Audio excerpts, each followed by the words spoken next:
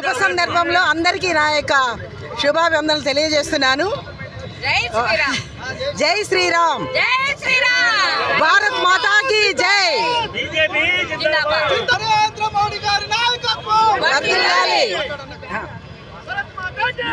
జై జై.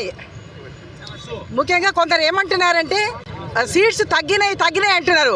కానీ 10% అనేది అటు ఇటు ఫ్లక్చుయేషన్స్ ఉండొచ్చు.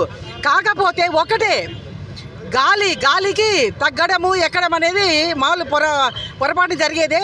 ఒకటే మనం గుర్తుంచుకోవాలి, మోడీ గారు వేసినది పేక మేడల ఫౌండేషన్ కాదు, ఇది కాంక్రీట్ అన్నమాట, గట్టిగా నిలబడేది.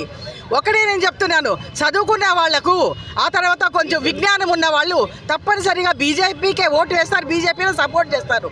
ఎందుకంటే దేశభక్తి అనేది చాలా ముఖ్యం. మన దేశాన్ని మనం రక్షించుకోకపోతే ఇంకెవరు రక్షిస్తారు? కాబట్టి భారతీయుడు, నిజమైన భారతీయుడు అయితే తప్పనిసరిగా బీజేపీనే సపోర్ట్ చేస్తాడు, చెయ్యాలి కూడా. ఇప్పుడు ఇంకొకటి చెప్పబోతున్నాను. బీజేపీ వాళ్ళు చేస్తున్న ప్రతి ఒక్క కార్యక్రమం, ప్రతి పథకము అందరికి అర్థం కావాలంటే చదువుకున్నవాడై ఉండాలి, దేశభక్తి ఉండాలి, విఘ్నుడై ఉండాలి. అలాంటి వాళ్ళకి అర్థమవుతుంది. కేవలం రాజకీయం చేసే వాళ్ళకి ఇది అర్థం కాదు, అర్థం చేసుకోరు కూడా. కేవలం రాజకీయం కాదు, ఇక్కడ దేశంని పటిష్టంగా ఉండాలి, ఇతర దేశాల్లో దేశాన్ని ఉన్నతంగా నిలబెట్టాలనేది మన యొక్క మోడీ గారి అభిప్రాయం. మన భారతీయ జనతా పార్టీ యొక్క మెయిన్ ధ్యేయం అన్నమాట.